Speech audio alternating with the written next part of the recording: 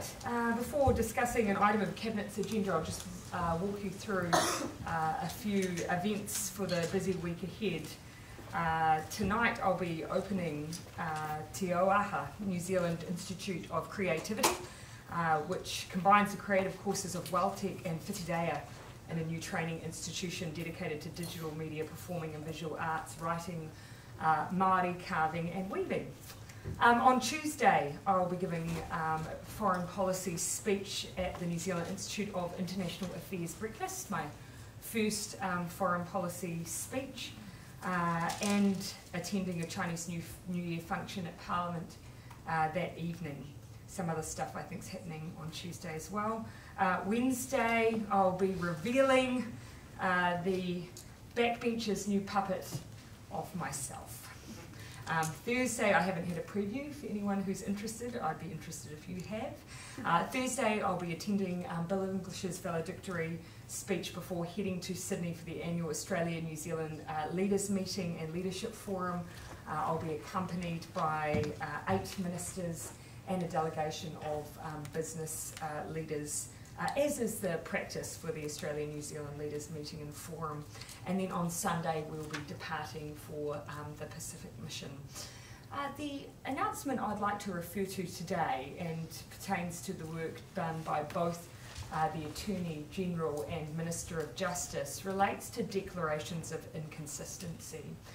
Cabinet has approved today in principle a move to amend the New Zealand Bill of Rights Act 1990 to provide a statutory power for the senior courts to make declarations of inconsistency under the Bill of Rights Act.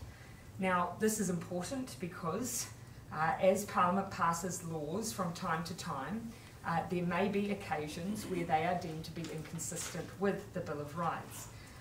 As you know, the Act promotes human rights and fundamental freedoms in New Zealand and is an incredibly important piece of law. However, there is no mechanism for Parliament to be challenged formally on any piece of legislation that may be deemed to be inconsistent. We will, however, be making sure that we retain Parliament's sovereign right to legislate whilst allowing a feedback loop from the most senior courts. I will hand over to our ministers to brief you a little further on that decision in principle. As I say, it is a decision in principle, so there will be further work coming to Cabinet, but because it's of interest now, because of work being done by the courts, I'll hand over to the two ministers to give some further explanation. Thank you, Prime Minister. So this issue arises for one of two reasons, or in fact 2 reasons. One is that there is litigation in the courts at the moment, goes to the Supreme Court in a week or two's time. That's one of the Arthur Taylor cases to do with the right of prisoners to vote. That has worked its way through the court system. The courts at every level so far have confirmed their view that they have the right to declare laws passed by Parliament inconsistent with the Bill of Rights. What the Supreme Court does is of course, a matter for them. What we wish to do is indicate, not only to the court, but actually to New Zealand at large, is that we think that it is right, as a further check and balance on the exercise by MPs of their rights as parliamentarians, to make sure that laws passed by Parliament don't, or at least are not inconsistent with the Bill of Rights where that can possibly be avoided. There is already the Section 7 process that the Attorney General goes through to indicate whether or not a piece of legislation is inconsistent with the Bill of Rights. The proposed law that Cabinet has agreed in principle to goes beyond just confirming that courts will have the right to declare laws inconsistent with the Bill of Rights. It also triggers a process that will require Parliament to review and reconsider a law that is declared to be inconsistent. So the process will be that if a court, so the Supreme Court, declares a law to be inconsistent, then Parliament would then, in a timely fashion, have to reconsider it and decide either to affirm the piece of legislation, so that we've made a political judgment, therefore we're going to stand by the law, or to amend it to make it consistent with the Bill of Rights, or to repeal it in its entirety. So those options will be there. What do you think? No, I think you've well described that. The only thing I would say is that we're doing it in a way that preserves the sovereignty of Parliament in the end to have the final word, but creates the opportunity for Parliament to review whether it's gone too far at times. We've got a wonderfully flexible system in New Zealand. We're not encumbered by a written constitution or complicated by upper and lower houses of Parliament. The risk is that when you have a system like that, which serves New Zealand very, very well, we're at the forefront of recognising human rights and civil liberties around the world. Nevertheless, the risk is there that at times we can just be a bit preemptory in Parliament and with a rush of blood can authorise legislation which is inconsistent with the Bill of Rights. This provides a mechanism for Parliament to reconsider that. It was recommended for consideration by the Constitutional Review Committee a couple of years ago, and we're picking up that recommendation, which will be achieved by a combination of amendment to the Bill of Rights to confer the statutory jurisdiction on the courts to make declarations of inconsistency, plus some provisions inside standing orders so that we achieve that outcome, which is reconsideration of the underlying issue. Well, these are perspective in any way? No. No. Can either of you give us an example of where this has occurred? Well, you've got a case that's going to the Supreme Court now, which is the law that now prohibits prisoners from exercising a right to vote. Before that law, prisoners had a right to vote if they were subject to a sentence, custodial sentence of less than 3 years. And the underlying principle, at least there, was that upon their release, they were going to go back into the community and had a stake in whatever the government of the day was doing. So there was that, and there have been other findings of inconsistency, if not from the courts, then certainly from the Human Rights Review Tribunal. So if you're looking for international examples, so Barry, my understanding is Australia, one of their states allows such a mechanism. Canada goes further than us on this, though, but has a mechanism as well. What's the likely impact on the Taylor case of this announcement? That'll be a matter for the courts. The Crown will be bringing to the attention of the court that we are proposing this amendment to the New Zealand law, but how the court reacts to that is a matter for them. We're not trying to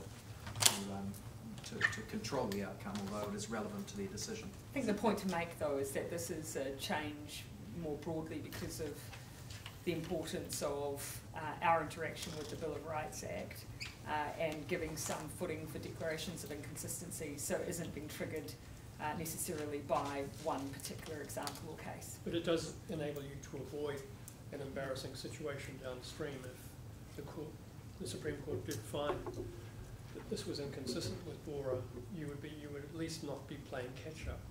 Well, actually, I think the more important thing here is it provides a remedy. A declaration doesn't change anything. What needs to happen is where these instances of inconsistency are identified, that we take a breath in Parliament and reconsider it, and as the Prime Minister and Andrew Little have already indicated, at times Parliament is quite within its right to say, no, we believe this to be justified, but on other occasions is likely to say, well, actually, upon reconsideration, we think that position should be modified. So do you think it will mean that bills that currently don't pass the Bill of Rights Act are less likely to be passed through the Parliament? Not necessarily. Not necessarily. I mean, the standard for the bar for this is still, reasonably high. A declaration of inconsistency requires the senior courts to make that declaration. So no, I don't think that will be said. Of course, we should always give considerations to whether or not a bill passes or fails a Bill of Rights. That's the point of that mechanism. But this is a secondary measure to that.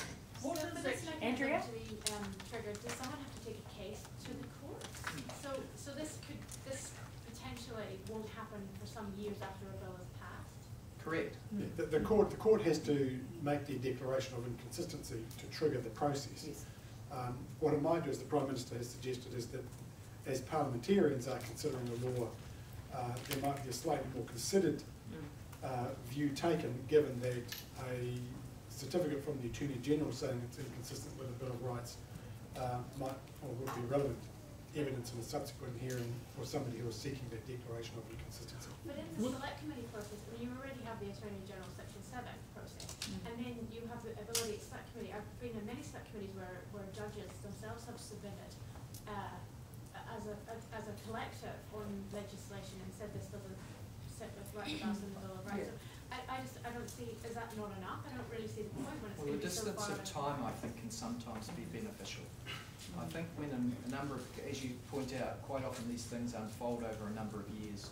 And when the court, in a very considered way, because our courts are very considered in these matters, presents their reasoning sometime later when the heat may have gone out of the argument anyway, that enables Parliament to just take a breath and reconsider it. So then you're also relying on someone actually having put themselves through the expense of taking the case to court.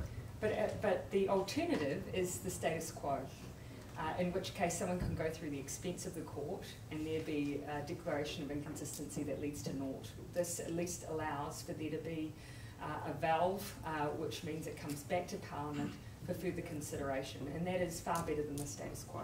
To David Parker, is there actually anything at present preventing the courts from declaring that a law is inconsistent with the Bill of Rights Act? That is a moot point that is being discussed through the courts at the moment in the Taylor case that Andrew Little Well, sure, referred the to. courts can declare anything they want, really, if there's no particular action required. I think that given that case is before the courts, it would be inappropriate for me to express a firm view on that. The Court of Appeal judgment, which is the latest law on that, sets out the arguments that were made in favour and against that proposition.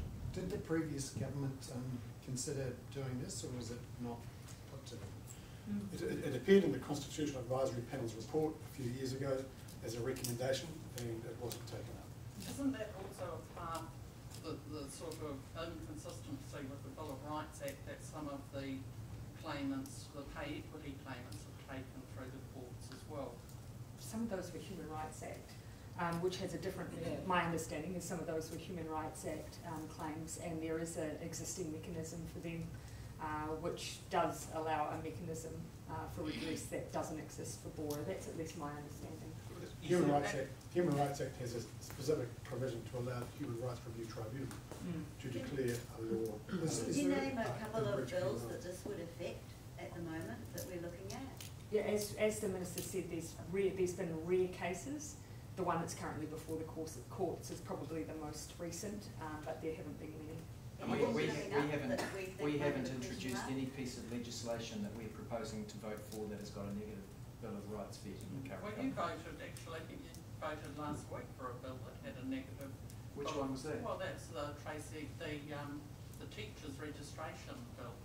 There's a was a former Tracy Martin one, now Jenny Marcroft. Didn't pass the Bill of Rights Act vet, and you guys voted The members' bill that's just about to go before Silly Committee.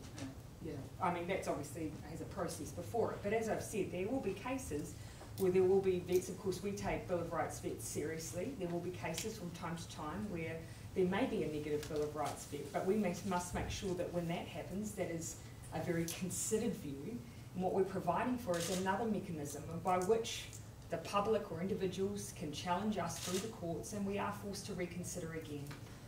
And so that's currently a mechanism that does not exist, that we believe has a place. Can you give any examples of what specifically you're trying to avoid happening? You know, are there any sort of cases in the past, maybe in the previous government? One of the criticisms that's made of New Zealand's constitutional settings is that Parliament holds all of the cards. Now, there are good arguments in favour of that. It's worked pretty well for New Zealand for the last couple of 100 years. But it's also true that at times it would be good if there was a mechanism to give effect to where things go a wee bit skew with in breach of the Bill of Rights. Now, this provides a mechanism to address those that doesn't currently exist, and I think you'll find that most of the civil libertarians in the land will see this as significant progress towards giving better effect to the Bill of Rights without compromising the sovereignty of Parliament. So we are unusual in the Westminster system that we have a single, or a unicameral Parliament. Whereas Australia, Canada, the UK, obviously, many other parliaments have two houses. So there is a kind of a check on it and a bit of an opportunity for a senior house to reflect on a piece of legislation and make recommendations to a lower house. We don't have that. So this is just a further mechanism to ensure that when our Parliament is passing laws that impinge upon human rights, that we think very carefully before passing that law. I'll just take another. Yes, so obviously this is an in-principle decision, so we still have a process to go through. Barry. Yeah, Jane. so on the retrospectivity issue, can someone take an old piece of old legislation, old law, something that's already been passed, to the courts and challenge whether it fits in with the Bill of Rights? I would envisage after this amendment to the Bill of Rights Act is passed that would be possible, yes. So it is retrospective. Well, but that's not it has retrospective. effect If you on- take a current case, that's not retrospective. But so. you could take a case about old law and correct. Any law technically from the day it passes is old law. And if the goal is to have this oversight, why rely on someone taking it to the court in the first place? Can't you just make that process automatic so they look over it and make sure that it fits in with the Bill of Rights before? Well, that's our Bill of Rights vet. Obviously, though, that then comes down to a decision of Parliament. This adds a level of oversight that's external to Parliament. You still want to maintain the separation of powers between the legislature and the judiciary, and it's the proper thing to do. But this is allowing or giving Parliament the opportunity to respond to a finding by our courts that the law that the Parliament has passed is inconsistent with the Bill of Rights. One of the concerns that people have is the tendency for government itself to resort to Henry VIII powers. Is this mechanism likely to put a brake on the tendency for government to use Henry VIII clauses to further its agenda? I wouldn't so much do that. It's really focused on the Bill of Rights issues and the human rights contained in the Bill of Rights. Where there is a law passed by this Parliament that on the face of it is inconsistent with the Bill of Rights and citizens' human rights, then that is when it comes into play. Just the exercise of powers by the executive wouldn't necessarily meet that test.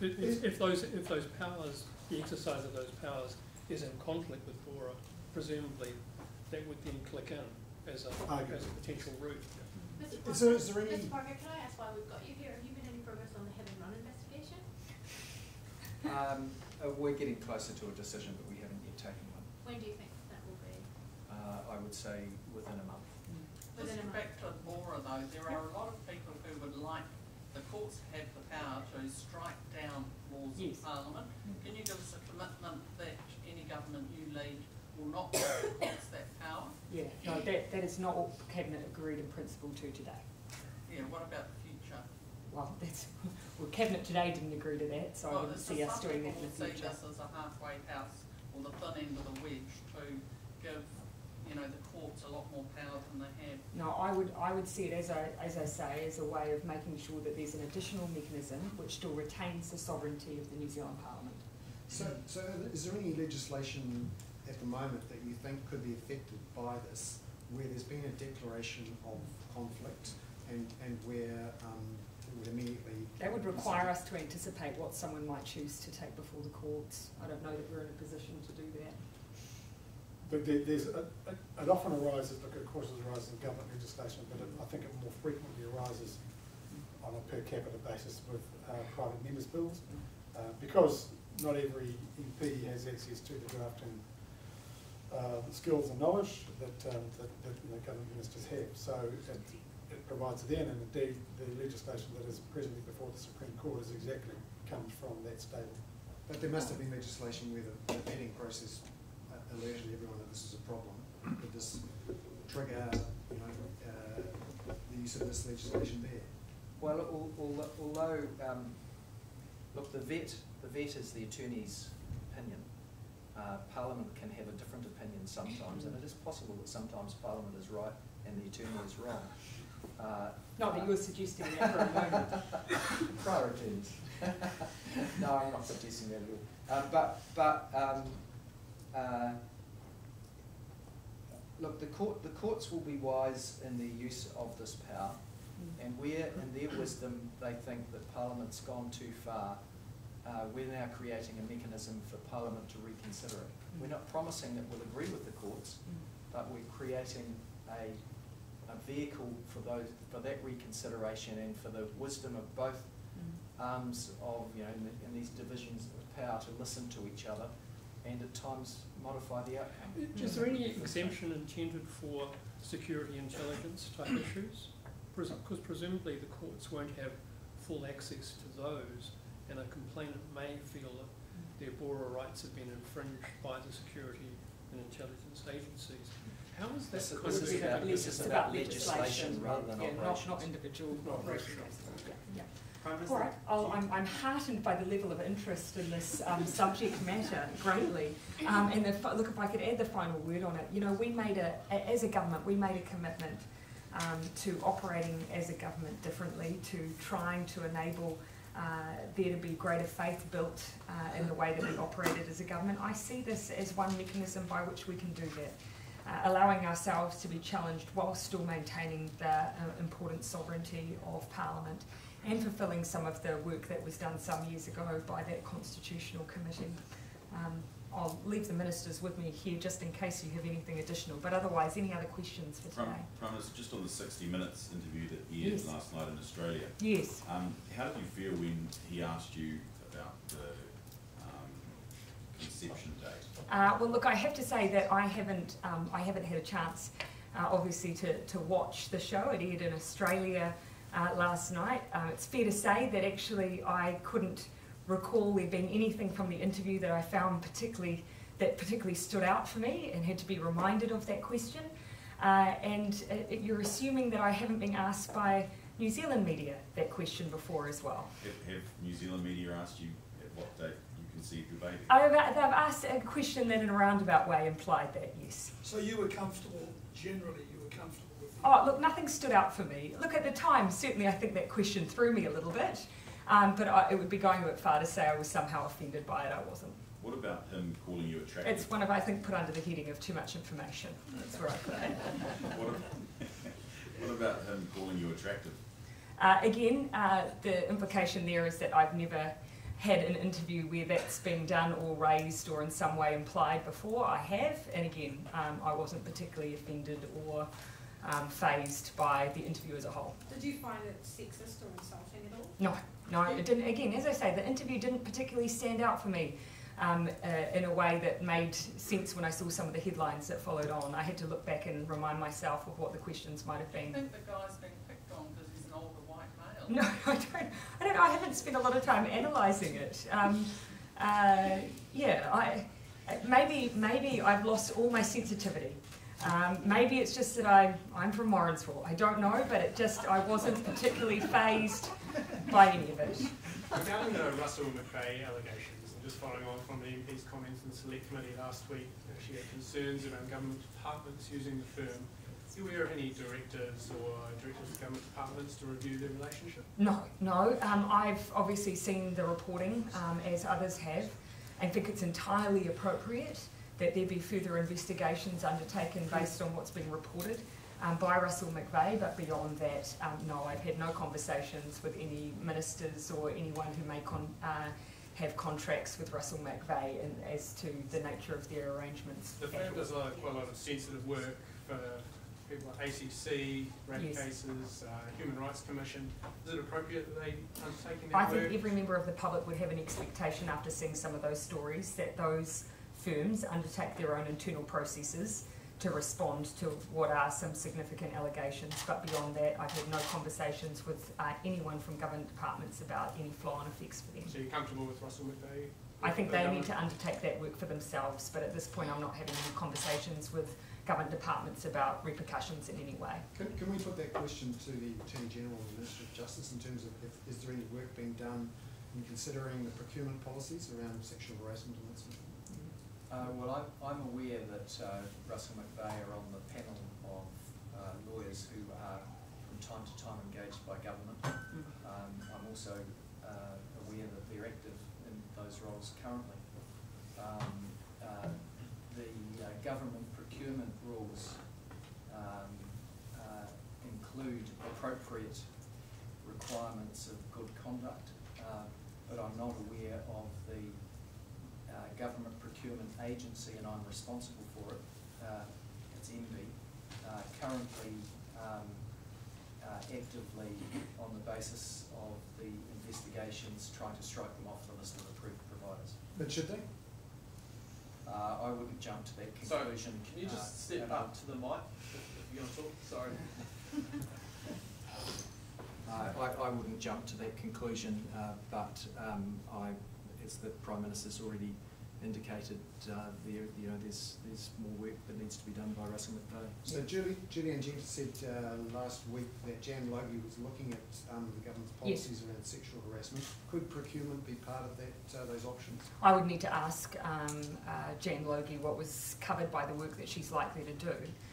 But I think it's fair to say that, as there has been for some time, there's a real awareness of making sure that our workplaces are safe and respectful places. And she's undertaking a piece of work to ensure that that's the case. I cannot tell you at this point whether or not anything she's doing would have any then crossover impact with anything we've seen reported. What about individual lawyers? Should the Law Society, I believe, is the organisation should decide, on a good character test that lawyers have to... Yeah, I mean, and that's a question I think worthy of asking the Law Society. I'd be interested to hear what they would say to that. You're heading to Australia. Yes. Yeah. The relationship's been rocky over the past couple of years. And what are you going to do to try and, heal some of that? Again, maybe I just have no sensitivity. I think our relationship is absolutely fine. My expectation is that we will continue on what has been some really constructive bilaterals and informal meetings to date, continuing to talk about the strength of our relationship with a particular focus on where to take CER next for Australia and New Zealand. There is no other country that has a relationship like ours with Australia. They are our closest ally. But really, for us, it's about the next step. How can we make sure that we continue to see economic gains from that relationship for the likes of our small and medium-sized enterprises, for instance? Malcolm Turnbull meeting with Donald Trump last week said America was Australia's best mate. Why don't you just said that Australia is our closest friend? Yeah, by definition, I mean, our economic relationship, the freedom of movement, by definition, they absolutely are. We have no relationship that mirrors the one we have with Australia. I'm not particularly concerned by whether or not where we rank in the hierarchy of beasties. On this foreign policy topic, you've got this keynote address tomorrow, big foreign policy speech. What are you going to be saying? I never called it big, but thank you. So tomorrow I'll be highlighting some of the areas where this government wants to place emphasis on international relations and the way that New Zealand conducts itself, referencing some of the things that we're known for, but also the importance for us of rules-based mechanisms, but also placing emphasis on some of the current challenges that we're facing in the international environment. So that's a general overview. I wouldn't want to ruin your reason for coming by giving away too much. The ANZ business confidence numbers are out later this week. Are you expecting to see optimism bounce back? Oh, look, I think these things sometimes are a bit of a slow burn. So I don't have high expectations for us to see immediate jumps. That's something that this government will be working diligently on over time, regardless actually of what the numbers say. What sort of things have you been doing to try and restore that confidence? For us it's about making sure that there is reassurance about our future agenda and the involvement we anticipate having with business. We want to work collaboratively on some of the issues that we're looking at going forward. There are real opportunities within our housing area, within the areas around environmental sustainability, regional growth. We want to maximise those by partnering and working closely with business. And on employment law, for those larger pieces of work, we are going to take a tripartite approach, and we've been talking to business about that as well. Prime Minister, just some questions from New South Nations, Mike Smith. Yes. Do you believe that compensation averaging 20 grand is fair and reasonable for people who were repeatedly sexually abused as children in state care? Yeah. Certainly, as a spokesperson who had a lot to do with people who went through the claims process, I've seen a huge variance in the range of compensation that people have received. And that's one of the reasons we do want to allow, within the Royal Commission, the ability of people to talk openly and for them to refer back to us a view on the compensation and claims process as a whole. So without commenting on individual cases, I anticipate that they will have something to say to us about that. But 20 grand doesn't seem that fair and reasonable for someone who was sexually abused in state care. Yeah, I've seen cases that were lower than that too. So as I say, we want to create a mechanism for people to be able to feedback on their experience going through the process. In some cases, that will have been via the courts. which adds a whole layer of additional experience for those victims. Sometimes it'll be through the Historic Claims Unit. Either way, we want that Royal Commission to be able to report to us on whether they think that's working well and adequately. And will it have teeth, those recommendations? Will those people who have already received, 10 grand in compensation be able to go back to the Crown and say, actually, I want more? Look, for those cases, I imagine probably what's happened, if they've been settled through the court, probably their right of redress there is probably somewhat limited. But that shouldn't stop them being able to come and make the case that we should look more broadly at what's happening in that space. By all means, of course, the government has undertaken this work because we believe it's important to hear from them. And just under the last Labor government, Crown lawyers argued in court in 2007 that sexual abuse of a child in state care hasn't caused any long-term mental health problems for people. Does that represent the official position of your government? No. No, it does not. What I would say as well is that we've asked specifically for to make sure that our terms of reference that allow people who have had an experience where the Crown may not have acted as a responsible litigant to also share their experience. So are you proud of the actions of your two Labour MPs in Select Committee last week who refused to shake the hands of the Iranian delegation? Oh, look, I obviously wasn't in the room, but my personal perspective on these matters is that we will often encounter people from a range of different backgrounds and ethnicities, cultural beliefs and religious beliefs. We won't always know the protocols which that they're likely to be most comfortable to engage with. But my personal practice has always been to observe those and be respectful of them. But are you happy with the actions that those two Labour MPs took? Again, I'm not going to pass judgment without knowing the context for them. I've been in situations where I may have inadvertently caused offence without intending to, and without knowing all of the ins and outs. I'm not going to pass judgment on their actions, but certainly my personal belief is that where someone's particularly observing their religious beliefs, that for me is something that I'm totally happy and willing to respect. Just on the foreign policy side, the Communist Party has decided to remove the term limits for President Xi Jinping. Are you concerned or surprised about that, given the concerns human rights and others have about his crackdown on dissidents and the like? No, that is a matter solely for the Chinese government. Of course, regardless of any of those matters, regardless of terms of power, we've always taken our opportunity to raise individual human rights issues where they exist, and that wouldn't change. And also on China, but just a bit different, a top US defence official that might be in the same speech where they said they were best mates with Australia said that they are hoping to ask for more, for help with the freedom of navigation in the South China Seas, and they said that the tensions have risen. Are you seeing that? Will you talk about that with Malcolm Turnbull, and do you expect any request to be made? Yeah, I think the South China Sea issue has been an ongoing one for quite some time now. I don't see that necessarily changing. In fact, the only thing that probably has overtaken it in recent times has been discussion around the response to North Korea. New Zealand's view has always remained consistent on the South China Sea. We want rules-based institutions that are followed. We want open access. We want to ensure consistency in the application of those rules. None of that has changed for us, so I don't imagine that issue will come off the table anytime soon. It is the eve of the new National Party leader. Yes. Who is your pick? So you're asking who I want to spike in the last moments of their campaign. I haven't given made any picks throughout this contest for the National Party's internal matter. I don't intend to now either. Is that because you don't care? Or? No. Obviously, I take an interest, but no, it's just not a matter for me, and probably I'm reflecting on my own trauma of being involved in these in the past. All right, thanks everyone.